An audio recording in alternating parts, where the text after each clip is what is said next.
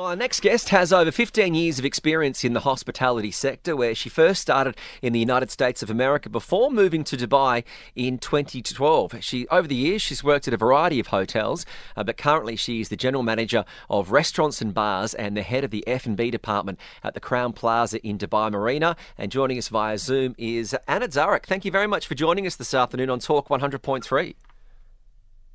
Hi, good afternoon. How are you? It's great. Good, thank you. It's great to have you on here. You've been experienced so much in the food and beverage sector. Is this the busiest that you've seen it post-COVID, these last couple of quarters? Is it the busiest you've seen in the last 10 or 12 years in your experience in Dubai? One off, I would say, look, I have to definitely say that 2021 was absolutely crazy the way how the year picked up. Same for 2022, and apparently it looks the same for 2023, which is fantastic. Oh, we definitely are not complaining, are we then? But one of the No, it's great. It's great. Dubai is a place to be, definitely. And the food and beverage business and the food and beverage industry in Dubai is so dynamic and it's so interesting. There are so many wonderful opportunities, restaurants, choices. That is fantastic. But it's also challenging, you know. I mean, when you have such a big competition, you have to be always top notch with your stuff. And how do you do that? How do you remain competitive? How do you remain fresh and top of mind when there are so many new and exciting offers for a city that loves everything fresh and new? Look, to be honest with you, yeah, people in Dubai, they love fresh and new. There are many concepts that are coming up. But the thing is that if you keep your consistency in your restaurants and if you keep your quality in the restaurants, you will keep your guests. Trust me, they will not go anywhere. They will go, they would experience, they would come back next day, something will go wrong or whatever is that, you know. That is a challenge, to keep the consistency. As soon as that is done, you can do anything. And you just need to be bothered with the quality of what is happening in your restaurant.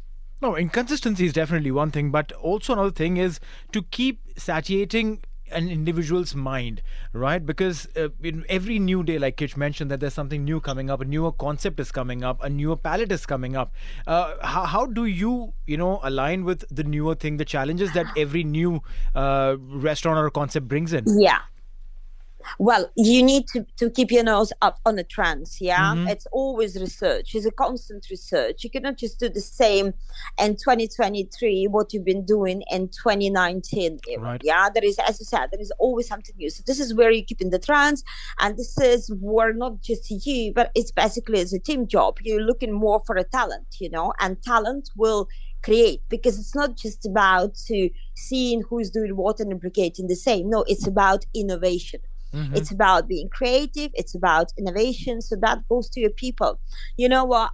There is one super important thing that I always remember in my life. My personal credit is, if you want to make money in this business, you need to forget about money and focus on your people, because they're the one who's going to bring you the business. Right. And so I think that's the very important thing that unfortunately Dubai sometimes can be a little bit of challenging, I would say.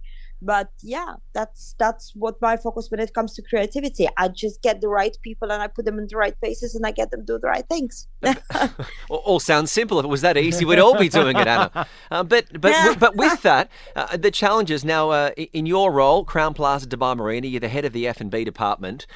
There's a lot of jobs in the service industry. Once you get those good talent and you can highlight them, how hard is it then to retain them once you've trained them up to a certain level? Oh, that is a challenge. The amount of restaurants, obviously, the amount of jobs that keep on popping up here and there. And unfortunately, not everyone is loyal. Mm-hmm. However, keeping healthy and work environment is important. Sometimes we have cases that people are resigning, but then after a few months on the new jobs, they keep on, knocking the door saying, "Oh, guys, can I come back?" That's a good thing, But yeah, to create the healthy environment is something really important. We in Intercontinental Hotel Group are very, very focused on the well-being, making sure that all our colleagues and their satisfaction is on a very much high level. Because salaries, you can be competitive, you cannot be competitive. It depends from which perspective you are measuring. But if you are providing the right well-being and if you're really taking care of your colleagues, that means a lot. And people, they do really appreciate that. Mm-hmm. Yeah, does your work also involve training and retraining the team members, because a lot goes in learning new skills and being able to be up with the trend. Of course, it's a constant training. The training actually never stopped in food and beverage industry or in the hospitality overall. It's an ongoing daily routine. Everything is an experience and everything is all about the training. Everything is all about the knowledge, and everything is more about introducing what we train on a practical skill. So it's a certain skill set. And this is what, again, makes your restaurant successful. One of the And I think that can make any of the business successful if the colleagues, they are constantly following what they've been taught and training. That's all about training. It's good to hear that, because we've all heard stories where that's not the case, certainly over the years. But as it's becoming more and more competitive, I think that business is needing to look in and then look after their workers, because they know their workers are then going to look after the customers. One of the restaurants that you've got is Charm Thai. Now, I love Thai food. I love it because they do noodles, curries, salads, a whole range of things. Neil here, however, hasn't had too many experiences with Thai food. As a vegetarian, what sort of Thai food do you think Neil should be looking into? Ooh, that would be definitely papaya salad. There you go. That's what you said. That's exactly what I said. Papaya salad. Yeah, that will have to be. Look, it's not only because it's delicious. Actually, I'm not sure if you know, but those things about papaya are mind-blowing. Well, number one, it's loaded with nutrition. Number two, it has a powerful antioxidant effect. It has an anti-cancer effect. It may improve the heart health and the heart rate. It can improve the blood pressure. It might fight the inflammations. And it also may improve their digestion, same as the chili. So imagine now your combination with papaya, with the green beans and the chili. My God, that's super healthy stuff. It's not just delicious. What I like about Thai food is the fact that it is one of the most healthiest cuisine in the world.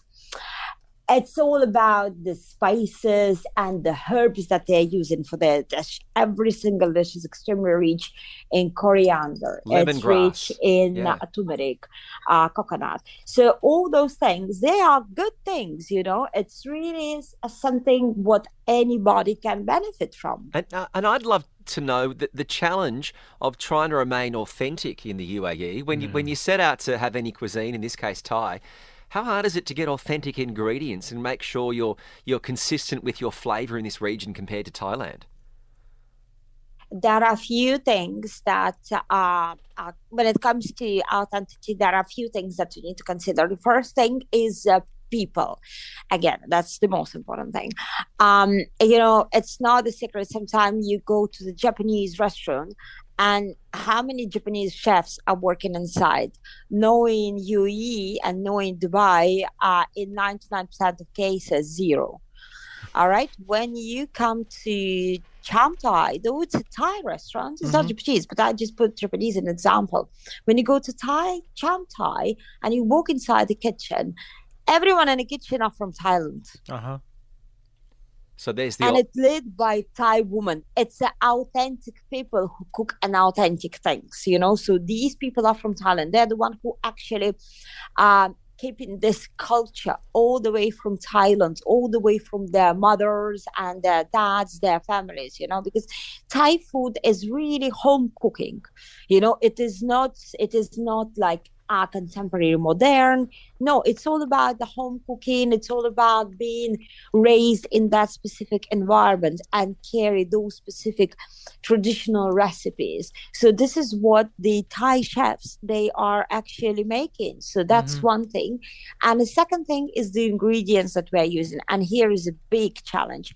We are trying to use as much as we can Thai ingredients. It's not always possible because still, even though that we're in 21st century, not everything can be really shipped from Thailand. It just simply does not exist. However, let's say 99% of each single dish contains all the Thai authentic products, which one we are shipping, and we are working with one of the best Thai suppliers that we have in a city. Well, Anna, we thank you so much for your time this afternoon. We know you're busy, but it is inspiring to hear someone that really does take pride in their workers' well-being, to be able to treat their workers and understand that that is a key element of your success. We've been joined by Anna Darroch, the General Manager of Restaurants and Bars and the Head of the F&B Department at the Crowne Plaza Dubai Marina. Congratulations on your success, and thanks for joining us on Talk 100.3. Thank you so much.